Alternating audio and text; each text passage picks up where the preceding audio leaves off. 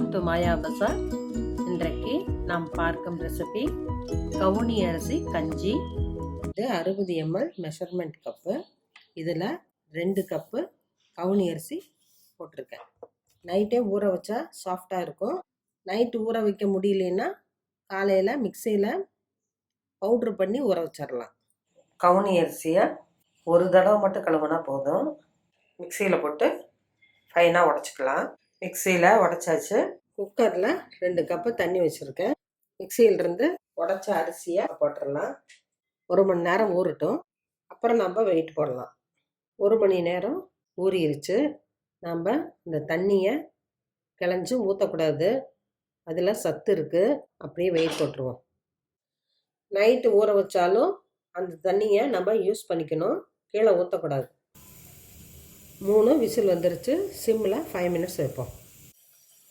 5 minutes ஆயிடுச்சு. Stove off பண்ணிடலாம். Sound அடங்கிடுச்சு. நல்லா வெந்துருச்சு. கொஞ்சமாக உப்பு போட்டுக்குவோம். தேங்காய் துருவல் 1 டேபிள் ஸ்பூன். சர்க்கரை போடுறதுக்கு பதம் கரெக்டாக இருக்குது. குழந்தைகளுக்கு கொஞ்சம் எடுத்து வச்சுக்கலாம். நாட்டு சர்க்கரை, வெல்லம் போட்டு கொடுக்கலாம். ஆனால் வெள்ளை சர்க்கரை தான் இதுக்கு ரொம்ப நல்லா இருக்கும். இந்த அரிசியோட ஃப்ளேவர் நமக்கு தெரியும். வாசத்துக்கு ஏலக்காய் இதெல்லாம் போடவே தேவையில்லை. நெய் மட்டும் கொஞ்சம் ஊற்றி குழந்தைகளுக்கு கொடுக்கலாம். பொங்கல் போல் இருக்கும். தயிருக்கு எடுத்து வச்சுருக்கேன்.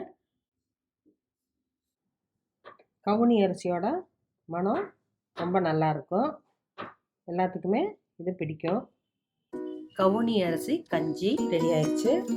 இது ரொம்ப ஹெல்த்தியானது, நிறைய மருத்துவ குணம் நிறைந்தது. எல்லோரும் இப்போ மில்லட்ஸை சாப்பிட்ணுன்னு வலியுறுத்துகிறாங்க. குழந்தைகளுக்கு நாம் தான் கொடுத்து பழக்கணும். செஞ்சு பாருங்கள், சாப்பிட்டு பாருங்கள். தேங்க்யூ.